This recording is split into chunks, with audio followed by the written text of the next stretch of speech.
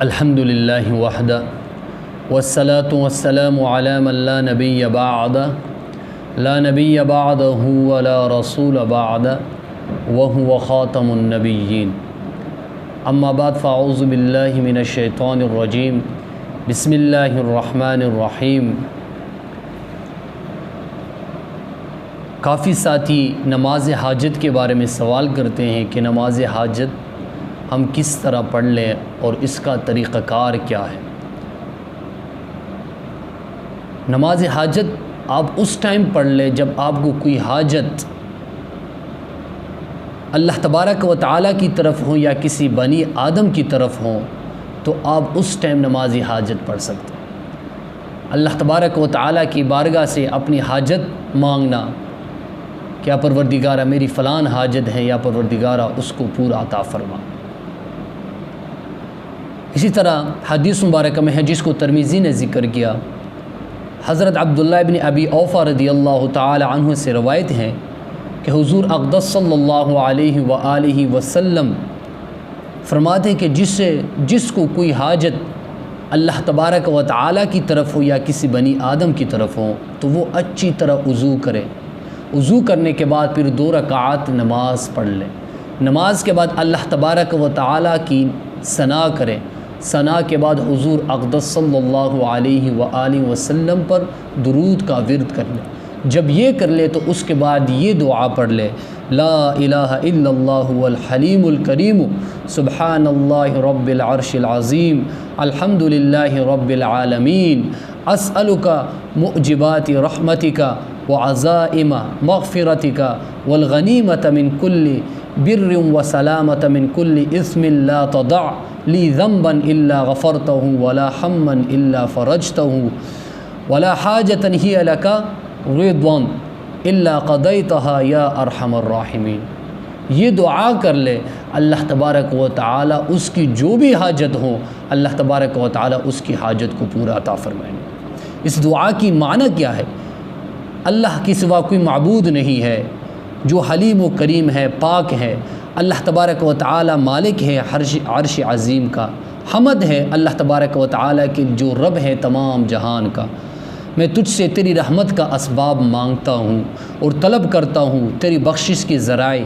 اور ہر نیکی سے غنیمت اور ہر گناہ سے سلامتی کو، میرے لیے کوئی گناہ بغیر مغفرت نہ چھوڑ اور ہر غم کو دور کر دے، اور جو حاجت تیری رضا کے موافق ہے اسے پورا کر دے، اے سب مہربانوں سے زیادہ مہربان۔ یعنی اس دعا کی ترجمہ یہ تھا، جب آپ نماز پڑھ کے نماز کے بعد حضور صلی اللہ علیہ وسلم پر درود کا ورد کرنے کے بعد یہ دعا پڑھ لے، اللہ تبارک و تعالی آپ کی حاجت کو پورا عطا فرما رہی ہے۔ اسی طرح دوسرے حدیث ہے، اس کو ابن ماجہ اور طبرانی نے نقل کیا کہ حضرت عثمان بن حنیف رضی اللہ تعالی عنہ سے راوی ہیں کہ ایک صاحب نابینا حضور اقدس صلی اللہ علیہ وآلہ وسلم کے دربار پر حاضر ہوا اور عرض کیا، یا رسول اللہ دعا کیجئے کہ اللہ تبارک و تعالی مجھے عافیت دے دے، میری نابینی کو، میری جو نابین آنکھ ہے اس میں اللہ تبارک و تعالی روشنائی عطا کر دے۔ تو حضور اقدس صلی اللہ تعالی علیہ وآلہ وسلم نے اس شخص کو کہا، اگر آپ چاہیں تو دعا کرو اور چاہیں صبر کر لو، اور یہ صبر تمہارے لیے بہتر ہے۔ تو انہوں نے عرض کیا، حضور صلی اللہ علیہ وسلم آپ میرے حق میں دعا کر لے۔ تو انہیں حکم فرمایا کہ وضو کرو اور اچھی طرح وضو کر لو، اور 2 رکعات نماز پڑھ کر یہ دعا کر لے، اللہم انی اسألک واتوسل واتوجہ الیک بنبیک محمد النبی الرحمت یا محمد انی توجہت بک الی ربی فی حاجتی ہذہ لتقضی لی اللہم فشفعہ فیہ۔ یہ دعا کر لے۔ حضرت عثمان بن حنیف رضی اللہ تعالیٰ عنہ فرماتے کہ خدا کی قسم ہم اٹھنے بھی نہ پائے تھے، یعنی ہم اپنی جگہ سے اٹھے بھی نہیں تھے، باتیں ہی کر رہے تھے کہ وہ ہمارے پاس آئے، وہ شخص جو نابینا تھا۔ ہمیں ایسا لگا کہ یہ شخص کبھی نابینا تھا ہی نہیں، یعنی اس دعا اور اس نماز کی وجہ سے اللہ تبارک و تعالیٰ نے اس کے آنکھوں میں دوبارہ روشنائی عطا فرمایا۔ اسی طرح اس حدیث مبارک سے توسل بالذات بھی ثابت ہو رہا ہے۔ اللہ تبارک و تعالیٰ کی بارگاہ میں توسل بالذات، ہماری عقیدہ یہی ہے کہ توسل بالذات مانگنا جائز ہے۔ اسی طرح آگے امام شافعی رحمۃ اللہ تعالی فرماتے ہیں کہ جب مجھے کوئی حاجت پیش آتا تو میں امام اعظم رحمۃ اللہ علیہ کے ایک قبر مبارک، اس کی قبر مبارک کے پاس چلے جاتا، وہاں 2 رکعت نماز پڑھتا، نماز پڑھنے کے بعد اللہ تبارک و تعالیٰ کے بارگاہ میں دعا کرتا، اور دعا اس طرح کرتا کہ اس کا وسیلہ دیتا، یا پروردگار اس امام صاحب کے وسیلے سے میرے اس حاجت کو پورا عطا فرما۔ امام شافعی رحمۃ اللہ فرماتے ہیں کہ خدا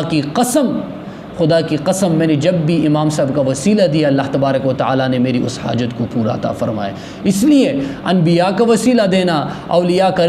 کرام کے وسیلہ دینا اور صحابہ کرام کا وسیلہ دینا یہ جائز ہیں، اور جائز اسی طرح کے حدیث سے ثابت ہے۔ اسی طرح حاجت کی نماز پڑھنا اور حاجت کے بعد دعا کرنا، اللہ تبارک و تعالیٰ آپ کی جو بھی حاجت ہوتے ہیں اس دعا کی برکت سے اور اس نماز کی برکت سے اللہ تبارک و تعالیٰ آپ کی حاجت کو پورا عطا فرماتا ہے۔